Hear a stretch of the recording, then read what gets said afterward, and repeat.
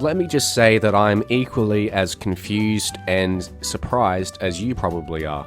I was honestly not expecting to get this young lady this year at all. In fact, I probably wasn't going to get any 2024 Spirit Halloween prop at all. But the reason why I bought Dark Princess off of Amazon was because my haul needs a jump scare prop. That's pretty much the only reason. And it was also a good opportunity to introduce myself to a product from a company which I've never worked with before called Crazy Create, which has been making Spirit Halloween animatronics for a good while now. I have never worked with Crazy Create prop in my life, so this will be a new experience for me, and we'll see where it goes from here. I'm not sure. I've got no idea how easy it will be, how hard it will be, if I'm going to give up halfway through, but let's find out while I'm dazed and still feeling gross from the cold I've had for the past week. Like I said just before, I barely remembered that this prop actually existed. I didn't even cover it in the Spirit Halloween videos I did. So, without much left to go off of, let's just get straight into it.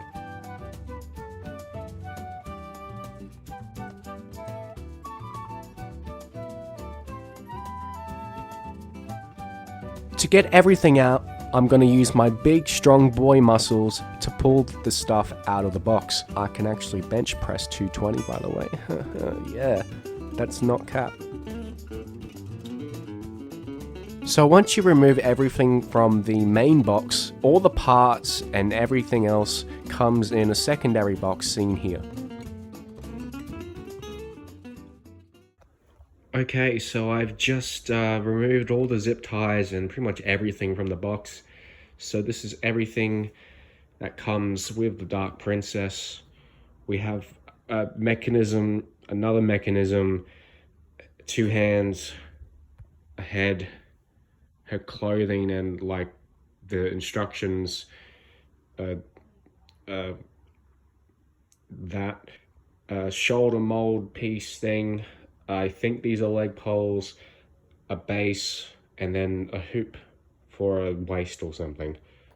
Oh, and the module and the adapter there, the white box there, I forgot to pull out. Firstly, the base. You're probably wondering why there's a strip of Velcro on the flat bit here. I was too, but we'll find out what that's there for later on.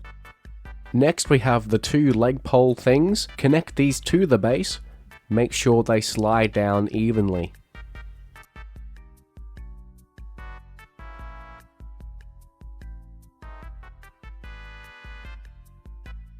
Next up, we're going to put on the module, and this is where the Velcro strip comes into play because we're just going to slap this big box onto the base, just like this. Bit of a silly spot, not gonna lie, like what if something knocks it out? Anyway.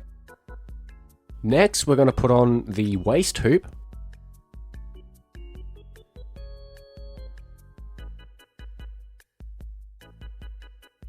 Next, we're going to put on this piece, which is the bottom part of her dress. This will cover the entirety of whatever we just put down onto the ground here. So the module, the base, the legs, etc. Next up is her mechanism, which includes the pop-up animation as well as the wings. Normal connection here by way of snap lock. So this is where we're at so far. As we can see, the mechanism is connected to the main base. At the top here are the 2 sides which connect to the wings. And with that, we're going to put on the shoulder and chest pieces so it helps fill out the clothing.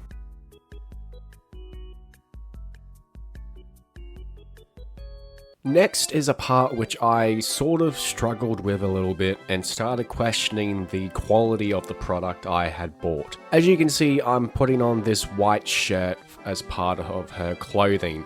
Now, when I was putting it on, I was sort of struggling to actually connect it at first, because the arms don't really bend very well, so I couldn't really put them through the sleeves without having to risk breaking and bending them. Not only that, but the plastic molds that sit on the shoulders and the chest seem to just move. There were screws that came with the prop, which you could use to screw in the molds, but I chose not to do that. So just keep that in mind if you ever use a crazy create prop, I guess. I'm not sure if they're all like this, where you have to screw them in, but regardless. Next is the main part of her dress, which is draped over the majority of her body. Once again, a bit of a hassle trying to get the dress over the arms, but honestly, this time round, I just sort of bit the bullet and just tried to bend the arms to fit. Nothing broke, so that's all good. Clothing quality wise, it's okay. Nothing too fancy or anything like that. Just your generic synthetic clothing you see on techie or SVI props or whatever material is standard when it comes to these Halloween animatronics. While the clothing may have been a bit intricate to put on, the plus side is that this thing is only about 4 or 4.5 feet tall.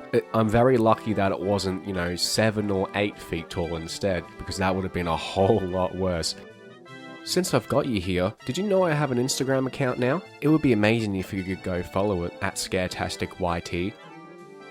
Next up, we're going to do our wings.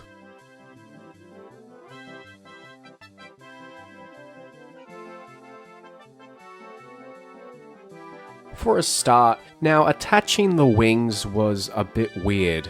Looking back at it now. Now granted, each connection came with a letter to which you had to connect, which wasn't all bad, it actually was quite helpful. There were 3 different snap lock connections you had to make, but man, it was a bit weird. But looking back at the footage now, I actually made a mistake while I was setting this thing up with the wings. I didn't realize while I was recording that in the back of the shirt and the dress, there were actually 2 holes which could help the connection protrude through the clothing to make the wings more accessible without having to open the entire back half of the clothing up. Like I said, at the time I didn't notice this, so I assumed that you just left the back open. This meant that the wings weren't really working the way they were meant to, and I started questioning why that was the case. To be fair, the instructions for this Dark Princess prop weren't exactly the clearest, I will admit, but then again,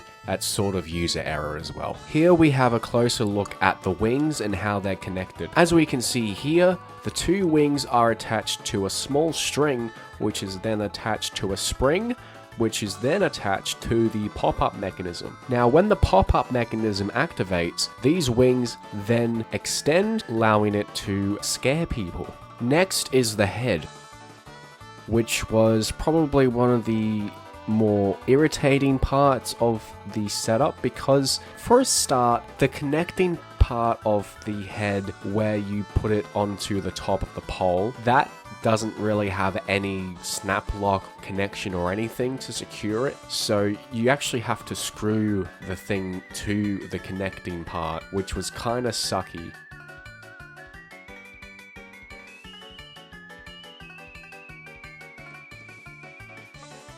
The final pieces that you need to put on the Dark Princess before she's all set up and ready to go are her hands. There's not much complicity when it comes to putting these on. You pretty much just attach these via snap lock connections, although you really have to ram it in and hope it fits. Please don't take that out of context. So she's practically all finished in terms of setup. So what do I think? I just want to say that this crazy create prop, as a first impression of the company and their build quality, not bad. I like it. I'm looking forward to using it for my haunt this year. I'm definitely going to use it as a jump scare during the walkthrough. Beside that though, she's cool. She's a dark angel. I haven't really seen much of these before in terms of like themes for Halloween animatronics, so this is pretty cool. Anyway, here's the demo.